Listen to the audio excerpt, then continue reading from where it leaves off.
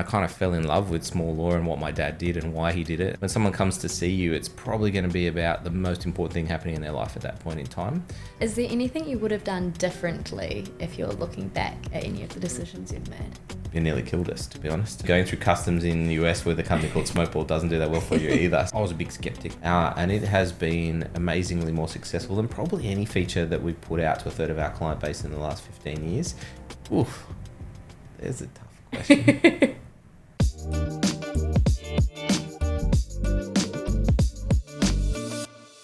Today's episode is sponsored by VXT, the phone system built for law firms. VXT integrates with practice management systems so that when lawyers make calls, their billable time and legal advice can be saved in the right place automatically.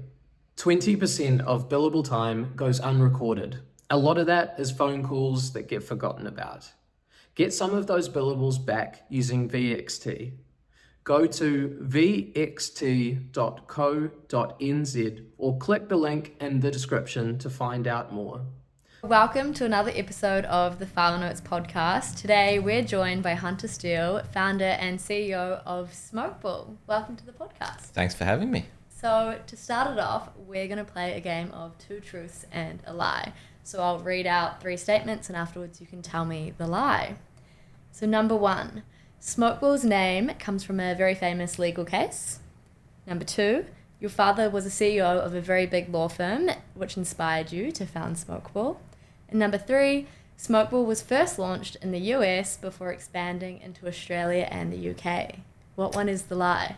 The lie is most definitely my dad being the CEO of a big law firm. He was, I guess, the owner of a small three-person law firm in a small country town of about 25,000 people. So about the complete opposite you could get. And so tell me about the influence that your dad had early on with him being a law firm owner and you always being around him. Yeah, it's funny. I think I say to people I feel like I grew up in a small law firm because in a country town, I was either going home from school via the law firm and spending an hour there before he drove me home, or we would sit around the dinner table at night and, talk about, or they would talk, mum and dad would talk about these stories of what happened in the law firm during that day. So I kind of grew up surrounded by these small law type stories. And I think when you're young, you don't really care. But as I got into that, inquisitive 10, 11-year-old, I started asking 1,000 questions. And I kind of fell in love with small law and what my dad did and why he did it. And I think I probably have been ever since, to be honest. And so what was his why behind why he did it? So his why, and it's funny, I think he couldn't explain it very well, and over the years I kind of almost helped him do that. But he worked out, he wanted to be a lawyer, but he didn't really know why he went to law school. But then he realised that when you're practicing law, and especially in small law more than anything, when someone comes to see you, it's probably going to be about the most important thing happening in their life at that point in time. And he gets to help them through that. So he obviously, really liked to help people, and he had a kind of attachment to the law, and those two things together he just absolutely loved. So I think when he told me that, I realized, I kind of saw my dad as a bit of an unsung hero really in that small law space. And nowadays I say to people, look, there's more to small law than the Harvey Specters of the world, and then that kind of gives law a bad name, to be honest. But in that small law space, he's helping people through the mess of life, and he loved that. And so what did you learn about small law firms from that time spent with your dad at the law firm, that really influenced the way that you've gone about building Smokeball today? Yeah, there's a couple of things. One, I learned pretty quickly that most lawyers don't go through law school and learn how to build, run, or be part of a business. They learn about how to research and implement the law. And so, my dad, he was a great lawyer, and it was lucky enough, I think, to have my mum there who kind of helped run the business. Otherwise, I'm not sure it would have made it. But he was a great letter of the law lawyer, and I kind of noticed that. And I think a good combination of someone who is a great lawyer and really cares about, doing what they're doing, and then someone who can really help kind of run the operational side of a business, the staff, the clients, the billing and collections, and even the rent, I think needed that kind of yin yang. And if you had that, there could be a successful story. And if not, often it didn't work out. And so if we start thinking about your journey into legal tech and founding Smokeball, can you kind of take me through, first of all, maybe what you were like at high school growing up? At high school, what was I like? I think I grew up in a country town, so I was at a school. There weren't a huge amount of people. There were only 60 people in my whole grade, so you kind of knew everyone. And you could kind of make the first sporting teams just by joining the sport, to be honest. So I wasn't really that sporty, but I got into it. But my real passion actually was business, and I loved spending time at my dad's law firm. My grandfather had a business, loved spending time there. I loved doing business studies and economics and legal studies at school. And I was just always trying to build a business or start a business or do something. And so my mum used to think it was quite painful, to be honest. I would have sold everything on the bookshelf if I had the chance at the front of our house, but I just always had that I really want to build a business or understand business a little bit more. So I think that was my maybe start of a bit of an entrepreneurial spirit starting. But then on the other hand, I really love the law, and I had my mindset on becoming a lawyer, joining my dad, becoming Steele and Co. And that was going to be my future, to be honest, is running that law firm in Bathurst. I love it. I can relate to you on the front of being from a very small school and ending up in the top sports team pretty much automatically. And I think it had a really negative effect later on, because I thought I was better at a lot of things than I was. Then you go somewhere else and there's so many more people and you're definitely not in the top team anymore. Oh, I agree. That's definitely what happens. So you went on to study. Where did you study and what did you study? What were you like at university? Yeah, so I'm giving all my home truths here, but I really wanted to be a lawyer. I didn't get the marks to be a lawyer in a lot of universities, and there's university on the Gold Coast called Bond University. It's one of Australia's first private universities, and they had a law school there, and it was kind of pay to play, so very different kind of style of law school or university in Australia. But Bond Law had been ranked #1 law school in Australia for the last 7 years in a row. And so I kind of begged my parents and I said, help me in here and I'll pay you back, because this is my way into law. And we kind of made a deal. And so I got into Bond on the Gold Coast and started studying law. But funnily enough, I found out pretty quickly two really important things. One, uni's kind of pretty cool, and Bond, you can get a law degree done in 2.5 years, and I didn't want to leave uni that quickly. So I was trying to find a way to extend my degree or my time at uni a little bit. And secondly, even though I had this passion for law, to be honest, I wasn't all that good at it. It's a lot of reading, a lot of writing, and I think those who with really strong, English and history and different type of skills were doing well, and I was kind of more that business, entrepreneurial, computer studies kind of guy. And so I picked up computer science as a double degree. I say to people maybe I was one of the first at Bond to do computer science and law. It's not usually two things that would go together. It's two separate halves of the brain. But I picked it up, and I had an absolute passion for the law, but not great at it, got through, and I had a kind of natural instinct for technology, and found it reasonably easy to kind of sail through. So it's just kind of how my uni days and my legal technology career, I guess, started right back there at uni. Can you tell me about that early stage of your career and how that transpired to you founding Smokeball? Yeah, so it was kind of a bit of a funny story. I don't actually tell this story too many times, but my brother did a computer science degree, and he is a true genius and programmer, and Christian actually put his software into my dad's office, so pretty early days. I think actually my dad was one of his first 5 or 6 clients, so right back when. And my brother and I were around when he installed this software, and Christian, we got along well with him, and Christian kind of knew my brother, and he actually offered him a job, so why don't you come work for me and program? But my brother had already had a job and said no. And so about 6 months later, I wanted to get some work experience, so I rang Christian and said, "We give me some work experience," and he said, "Look, I can't afford to pay you, but why don't you come down to Sydney and we'll see what we can do." So I did, and we just got along really well. We had similar background. Christian's dad was a lawyer in a small firm. Owned a small firm, and Christian was working in there. Christian, self-taught. He says School of Hard Knocks to program, and he wrote some software for his dad, and then ended up on selling it, and that's what my dad was using. And then he convinced me to not go back to university and help him build this business. It was late 99, early 2000, for those old enough to remember. It was a bit of a tech boom, and everything was going to be worth millions of dollars, and I got sold the dream. But also I think it was that entrepreneurial spirit coming out, as a 20-year-old, starting a business, even though it was Christian's business, but working with him at that startup stage and programming 18 hours a day with Christian, and deciding to change tap on a Monday and have it delivered on a Wednesday. It's a pretty fun time, and I was addicted to it. I love it. I can definitely relate to that at VXT. It's very addicting, growing something that you're super passionate about. Yeah. And so when you first decided you were going to start Smokeball, what was the very first step you took?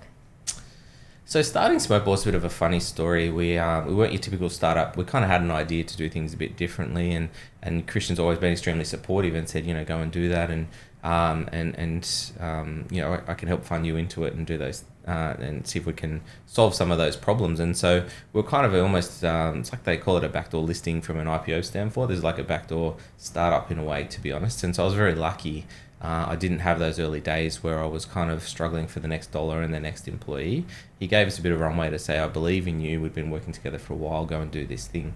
And since then, we kept growing and growing. But from that point of view, we did get back to there was just three of us, and we were programming, 18 hours a day again, and it was 99% about the product and 1% about the next sale until, we kind of kept it going. So I think it was really craving that startup entrepreneurial hacked, side. I was still writing code back then that, I was craving and was able to, being given the option to go for it again. How long did it take to get to that first version of Smokeball? Yeah, it's a funny question. I don't know. I don't know when the first version of Smokeball is because we kept changing, to be honest, every couple of months. Should we do this? Should we do this? Should we extend this? And I think that, to get to first client probably took us about 12 months. But the product that a client used doesn't exist today, if that makes sense. So it's kind of was thrown out and evolved and changed. In fact, actually, when we started, our first client we got was actually in Malaysia.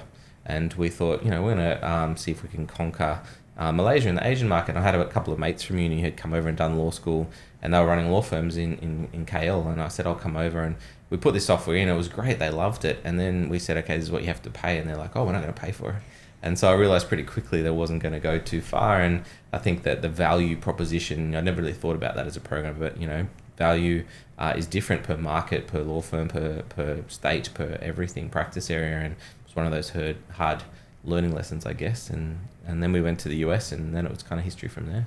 So how did you get your first customer in the US? It was funny. I went over to Tech Show. ABA Tech Show is one of the US's biggest small law firm technology conference, and it's usually in February or March every year in Chicago. So we went over to for the first time and realized it's bloody cold over there. It was snowing in I think February, March, and we went along and just kind of looked at what was around and kind of thought what we were doing was slightly different. Maybe there is something that we could do here in the US. And we learned pretty quickly that there was more law firms in Illinois than there were in all of Australia. So maybe there's a market we could tap into. And so we started kind of just literally looking up law firms on the web in downtown Chicago, and we started trying to door knock and ring them and see if we could get a meeting with them. And we struggled. We just couldn't really get in anywhere, to be honest. And so then went a different tack, and I just asked someone I'd met over there who was actually the founder of my case at the time, Matt Spiegel, and I said, Matt, you spent time in Chicago. I just want to talk to small law firms. Where should I go? And he goes, why don't you go out the suburbs more, like Naperville or something? Naperville is a little suburb an hour from Chicago, so we literally got a cab out there and we started door knocking. Much more friendly. They opened the door. We said, look, we just want an hour of your time to talk about technology. Happy to pay you hourly rate. And I think probably 8 people we spoke to that day. 7 of them didn't take the money, just loved talking to some crazy Aussies, to be honest.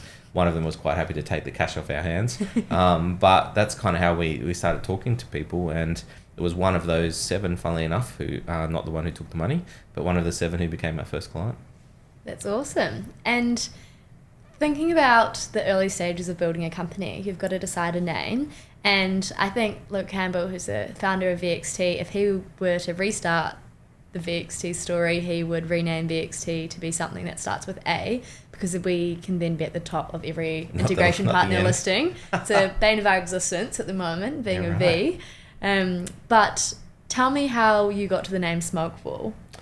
Yeah, so we in a previous life, Jane Oxley, she's our current CRO, and I've worked with Jane. She was actually there when I started as work experience boy back in 1999 with Christian, and she was selling software. And so we've had a career together, bouncing in and out of companies. And she's very good at brand, very good at marketing, and it was a previous life that she'd actually come up with that name because we wanted to come up with something that lawyers knew, was very Australian. And then we kind of took it on later. The reason for that name, if you go through law school in Australia or the UK...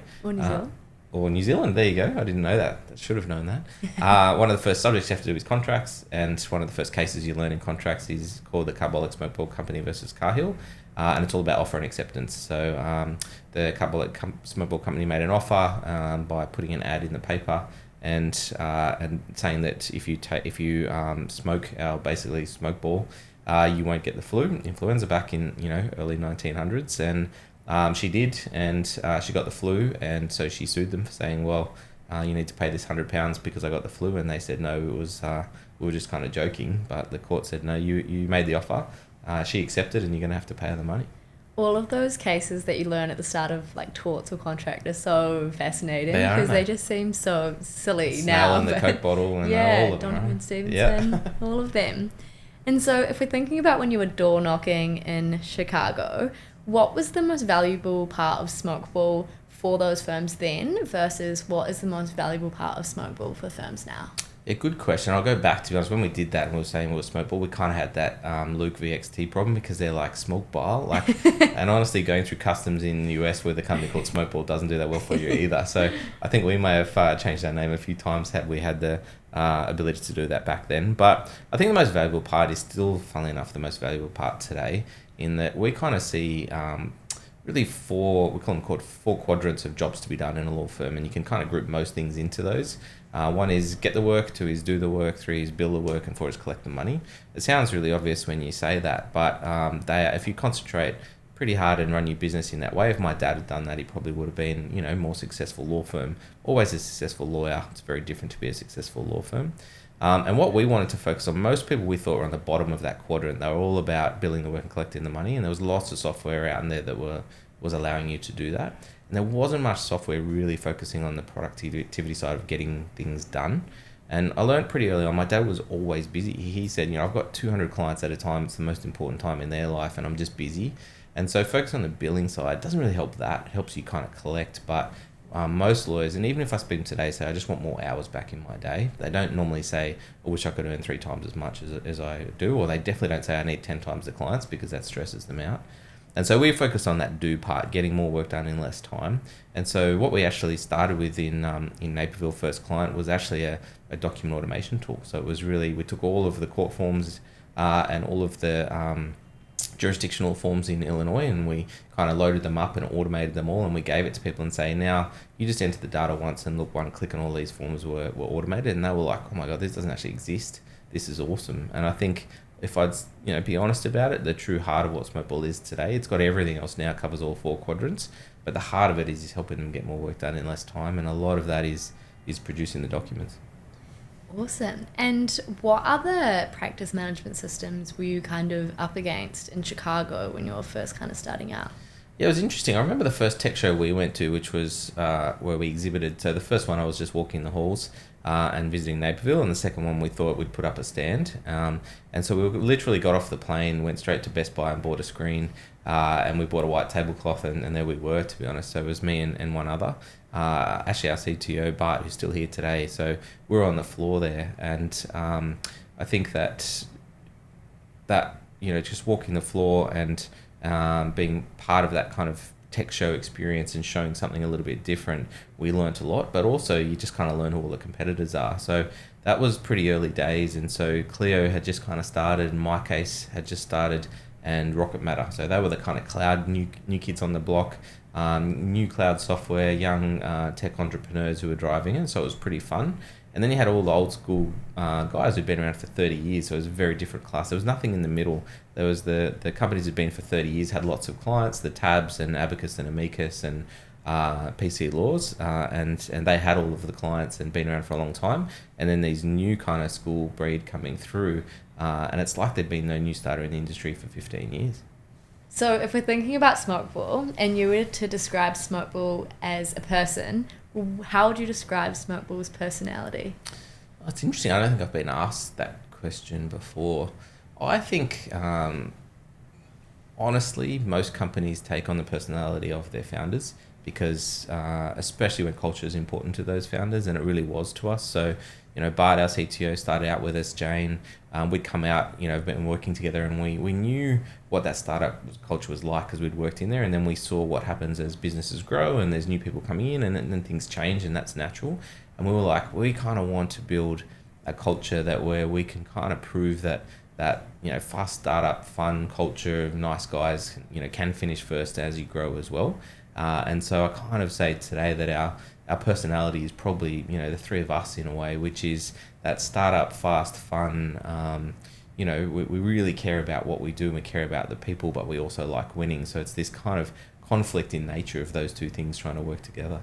I imagine that getting your core team at the start would have been really important, and your core team and even like your first 10 employees, to maintain that culture that you just described. How did you go about getting your first, say, 10 employees? Yeah, it's interesting. So I think we kind of had Jane and Bart and I and one other engineer that we kind of took out to this startup. So that's how it started, the four of us. And then pretty quickly, we employed a couple of engineers. And I think they were probably people that Bart knew or brought with him from previous companies. And then we kind of launched in the US. And luckily for us, I spent a fair bit of time over there in the first 6 months. And I think I had our first employee. And then Jane decided she was happy to move there. And so she did. And she was there for 7 years in Chicago for Smokeball. And she really hired all of those people. So I think having Jane on the ground, knowing, our culture and our dreams and what we wanted, she was really painting that vision and hiring people who, were very aligned with that. Also, most of those first people, I remember our job ad just said, paralegal looking for a change. We wanted people to onboard and train software or sell. We wanted them to understand the workings of a small law firm. We didn't want to go out and hire, true sales engineers. We want people who really understood. So that culture was pretty easy and important for us to slide into, really. Nice.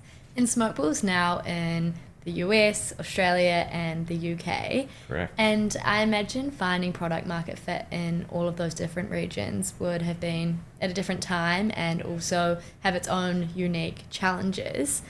I'd love to understand more about that process for each of the regions, perhaps starting with the US. What did you have to do there to get product market fit? Yep, the US was, because it was our first market and because it's the biggest, I think it was definitely the hardest. And, I think that we learned the hard way. Sometimes I say we went around the world backwards. Had we started in Australia, then UK and US, I think we would have had an easier journey. And anyone who comes to, I kind of mentor a lot of entrepreneurs in Australia. They've got some great technology and they want to launch in the US. I'm like, just be careful because it's like a deer in headlights. The opportunity is huge, but, so are the risks and so is the money you can spend if you're not careful. But I think that the US, we really started local. We started what we knew. So we were literally, knocked on all the doors in Naperville and that local county at the time. And then we kind of moved into Chicago and we started to widen the net a little bit. And for the first 2 or 3 years, we didn't sell outside of Illinois at all. We just wanted to be known in Illinois. So we knew we had to get product market fit and some brand and not be kind of dazzled by the headlights out, the outside of that state. And so product market fit, it's just all about focus, to be honest. So we picked 5 practice areas that we knew we could make a difference in. We picked a small region and we said, let's just do that. And when we've conquered that, then maybe we can expand and go from there. And it seemed to work early days. And how did you know that you'd conquered that particular region? I'd like to say that we took this step-by-step approach and we knew and then went to the next state, but we kind of did a jump and said, look, this is working. We hired a new head of sales and it's like we could do this all over the country. And so we had a strategy meeting and said, let's try it. So then all of a sudden we opened the doors to the whole country. Probably one of the biggest mistakes we made, to be honest. So we should have gone on the next state and then next state, but we didn't. We went from one state where we were really starting to make a difference to 52 states. And I think it nearly killed us, to be honest. And so we got too big too fast. We scaled back a few times over our journey. Because we really are focusing on that do the work quadrant, we've very much localized to the state level, and in the US it's really to the county level. And so it's just a lot of work for us to kind of get set up. And we made this deal and we basically say to law firms as we sell them, if we didn't have all of that set up in their state or their county, we would demo them probably, Cook County in Chicago, Illinois, and say, but by the time you set up, we'll get it done. And then we hustled until we got it done. Now, that'll work in Australia with 3 or 4 main states on the eastern seaboard, but in the US, we drowned pretty quickly, to be honest, so it wasn't so good. The second one was actually brand. In the US, there's just so many people, so many states. And you kind of got to have a bit of brand and a bit of reputation. And we thought it might just flow from state to state, but it's not. It's like 52 different countries. And so you've got to spend money building brand, whether it be through bar associations or events or being on the ground or partnerships. And all of that's expensive to try and do 52 times over. Again, in Australia, you can build brand. I think it's a little bit, state-based here, not as much, but there's just less of them. So I think just the expanse and the brand and the configuration, it was a big job, and you have to be well funded to pull that off. Yeah, and something I've seen recently that Smokeball's doing in the US is a lot of the work with the state bar associations. Can you tell me a bit about that work? I saw a crazy amount of people are using a piece of your software. Yeah, I think using or have access to is a bit of both. I've always said from a billing, again, if you look at those four quadrants, maybe this is a little bit crazy, but it's being compliant, so collecting the money and the trust accounting part. I kind of feel like lawyers have to do that and they shouldn't really have to pay for it or pay much money for it at all. And I think the tools that they pay for are where you can add a lot more value, like productivity and billing and things like that. And so I always had a dream to say that wouldn't it be great just to be able to allow all these clients to use trust accounting software for free? It doesn't cost them anything. And so we were talking to a couple of bars over the last few years and just started, and I think it actually started with Texas, and talking to them and saying, well, why don't we allow them to use this trust accounting for free? And we said, that'd be great, let's do it. So it started and then ran away. And I think we've got over 10 bar associations across the US and 500,000 lawyers now who have access to our trust accounting software for free. And obviously it's great brand building for us and long-term relationship building, but I also think it's something that they should just have access to as part of their bar. Awesome.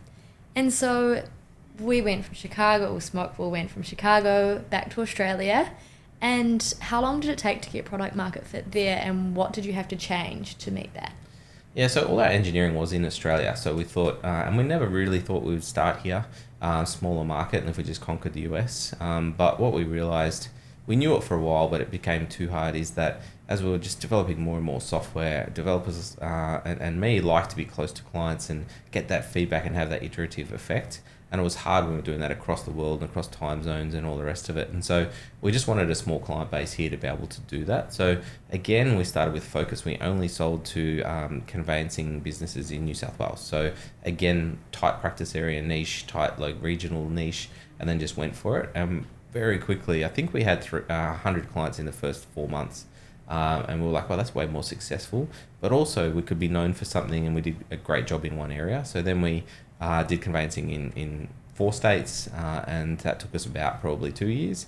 And then from there we said, well, maybe we could go general practice. So started adding in family law and criminal law and wills and estates. So I think the journey over here was from learning in the US, it's like, well, what's the hardest thing that we learnt, which was we went too many practice areas and too many states at once.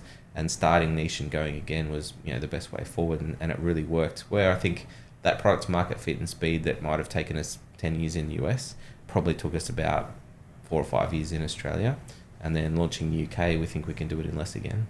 Yeah, so what have been your main learnings about the UK so far? You've been there not as long as you've been in all the other places. Yeah, only just 12 months in the UK, and we started with a small team, very focused. I think the biggest thing we've learned about the UK already is the general practice firms are just bigger. So average firm in Australia and the US is around that 4 to 5 people in our space of what we sell to, up to 50 people in the firm. And that's just the average, which is kind of lots and lots of ones and a few 50s and then everything else in the middle. The average over there is actually more like 9, and it makes a big difference.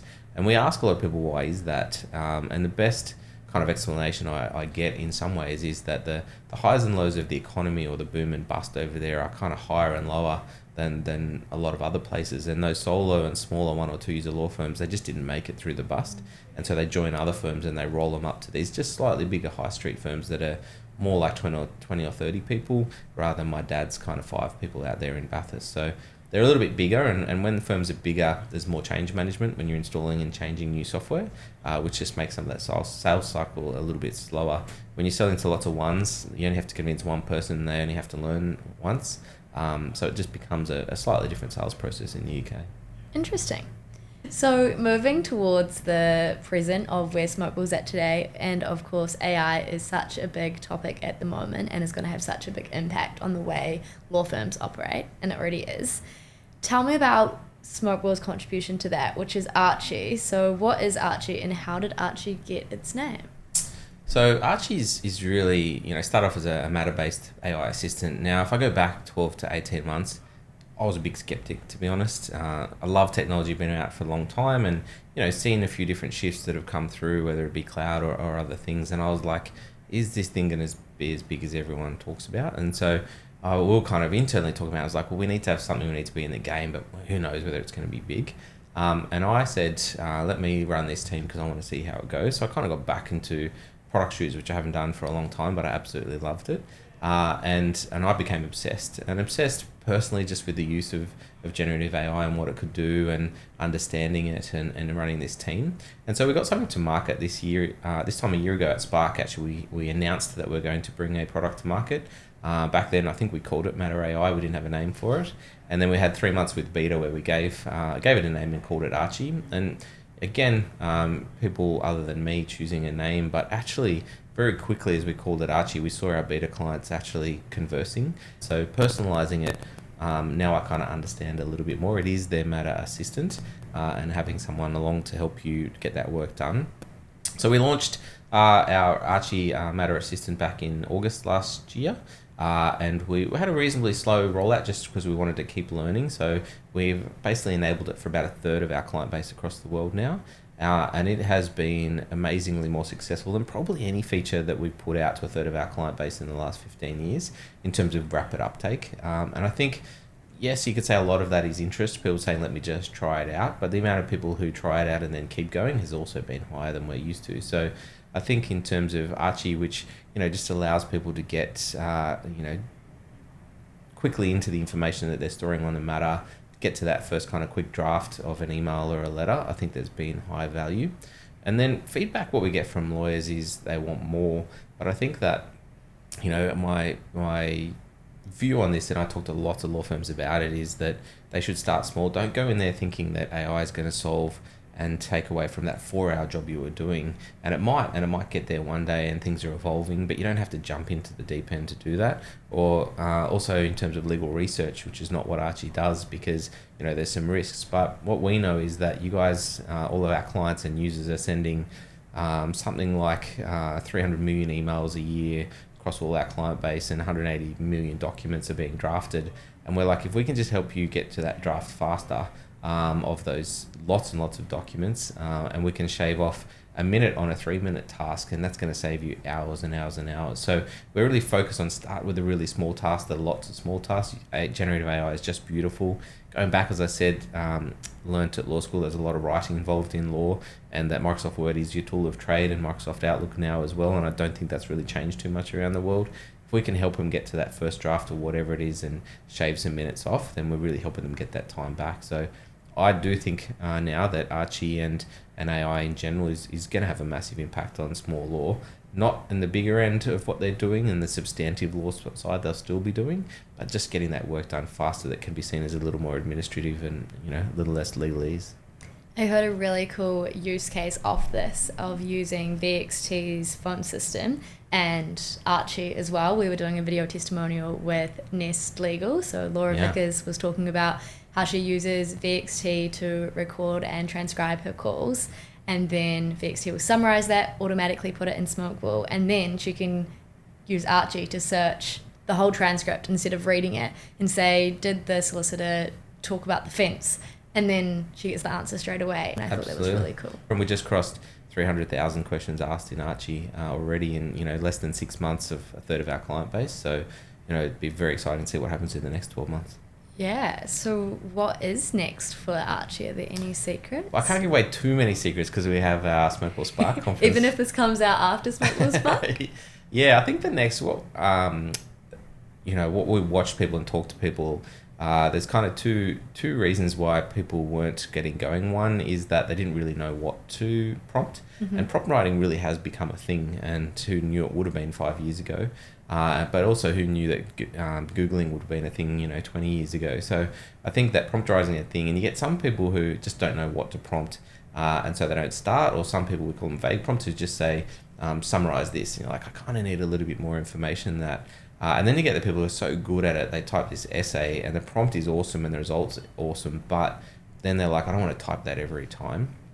So as part of that, we're basically introducing or launching, it's called the Archie Prompt Library, where you can just save a prompt that you've used before and say, I want to use this again on this type of matter. So next time all you do is choose it from a list and run it, and there it is. You don't have to type anything, and it's starting to get a bit of that templated productivity approach. Secondly is that you might have, we've seen a lot in a firm of 10 people where 2 people really into Archie, great prompt writers, and 8 aren't. and they're like, well, just use my prompts or have a look at my prompt. So again, you can save a prompt and share it with everyone in your firm so other people can use it to gain those productivity uplifts. And then lastly, we thought, well, we can seed some of these prompts. So we've got experts in every practice area around the world now working at Smokeball. I think about nearly 40% of our staff actually have a legal background. And so we're like, let's be able to publish these prompts, or we can help people and start to send them out so people can use those as well. So the prompt library is being launched next week. And I think it's going to be really exciting for those three reasons: helping people get started and helping those people who are really into it, reuse some of these great prompts and use cases that they're finding. That's super exciting. Yeah. I'll keep it a secret until after this, after the week. So now I want to take some time to reflect on your time as a leader at Smokeball. What do you think's been one of the most important decisions you have made as CEO and founder? As a leader of people, I think about this all the time. I think that some people say that people are either natural leaders or they're not a leader at all. I'm not sure I agree with that necessarily. I think that you can learn and you can be better. And I'm always seeking to be better and to kind of get feedback. And one of our core values is keep listening, keep learning. And that's me included. And so really, I think that talking to people regularly, making sure you have lots of hallway conversations, kitchen conversations, cafes, coffees, and all the rest of it, that's kind of where I kind of learn what people are thinking and is it aligned, or are there things that we're not thinking about? So I think as a leader, I've never let it get to my head. I love doing what I'm doing. I will stack the dishwasher and do the washing up, always have. And I think that, being with the people is kind of what they want rather than some ivory tower. So I meet with every new starter at Smokeball, still across the world today. I think we've got about 280 odd employees, and it doesn't matter where they are. I meet with them on Zoom or face to face, and I say that I want you to Slack me or Zoom me or email me or catch me for a coffee, and it makes you busy, but you definitely learn a lot. So keeping grounded, keeping your feet on the ground and your ear to the ground is the best way, I think, to learn and build a great culture. Amazing. And is there anything you would have done differently if you're looking back at any of the decisions you've made? As Smokeball or as a leader? Both. A leader. I think as a leader,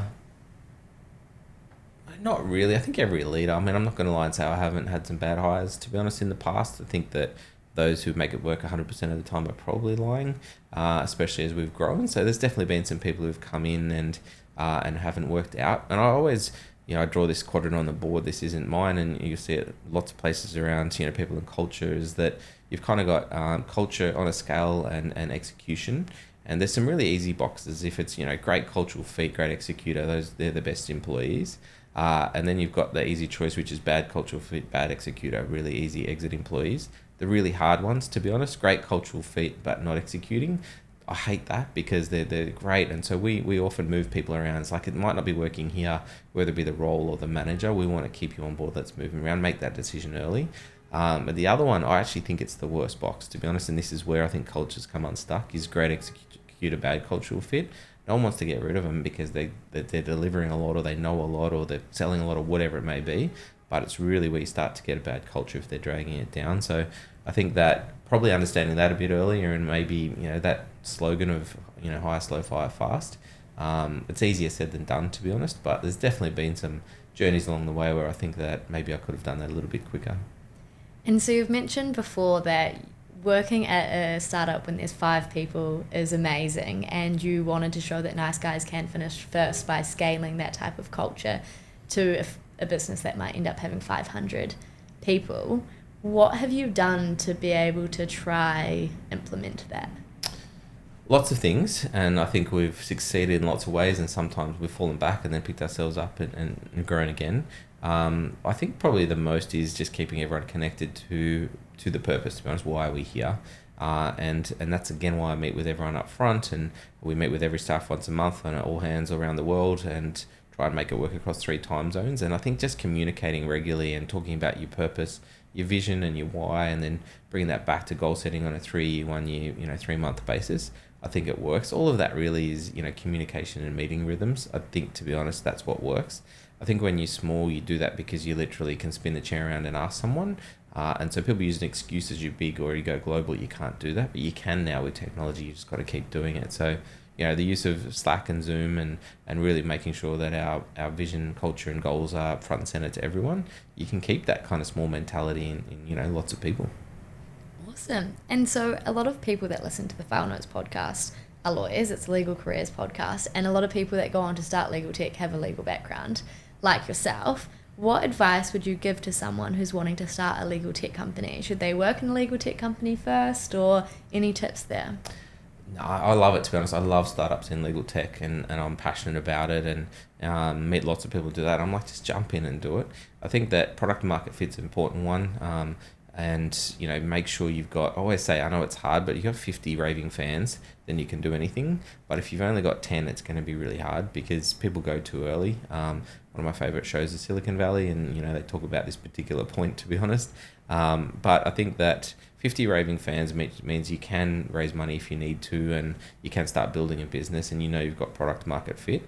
Whereas if you've only got 10, you can jump a few steps, and it can be difficult. So kind of mantra we follow is you kind of get that product market fit, then get the unit economics right, work out what you need to charge for it, and then scale for growth, which is the point. You might raise money or go as hard as you can.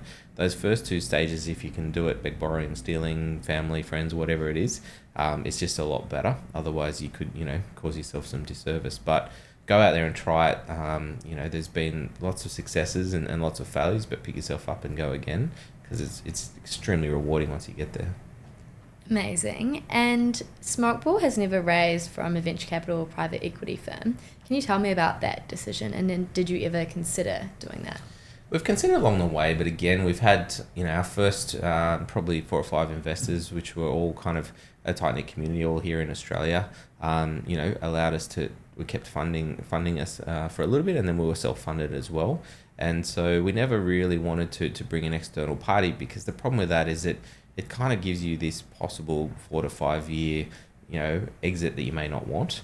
And I didn't build this business, none of our guys did, to build a business and sell it and make an exit. We want to be in this forever, which is pretty rare, to be honest. And so when exit's not our thing, we didn't want anyone telling us that we needed to do that, and fear of losing control if that happens. So because we're in this for the long term, we thought, well, if we need it, we see there's an opportunity, whether it be acquisition or something, that's fine. But if we don't, I think we're better off, controlling our destiny and seeing if we can do it with, I guess, friends or friendly investors and angel investors as long as possible. And luckily we've been able to make it all the way through. Awesome. And I think one of the hardest things about being a founder is that you are a CEO whilst you're also learning to be a CEO, especially if you're growing really quickly. What do you think's one of the biggest things that you learned about your journey as a CEO? CEO, maybe I shouldn't say this, I feel like it's a bit of a thankless role, to be honest.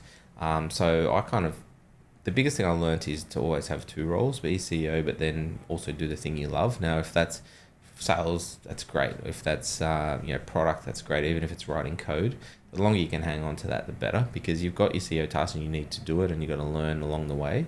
But you also got that passion. I don't know if there's too many people who came out of school said, I'm going to be a CEO, and that is their driven career. So take that thing that drives you and gets out of bed, and have those 2 things together. I think for me, I don't think I'm a natural CEO. Again, that wasn't my career path.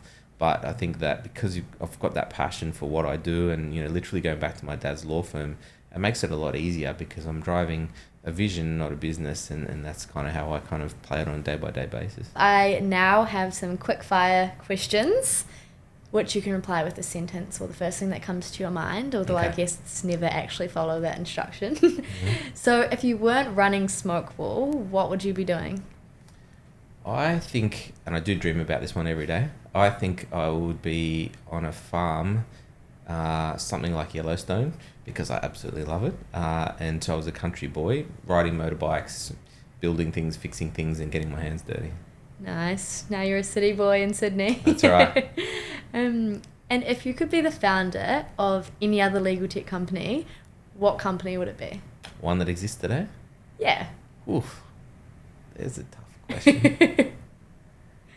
I think today I would say, I don't actually know why this is off the top of my head.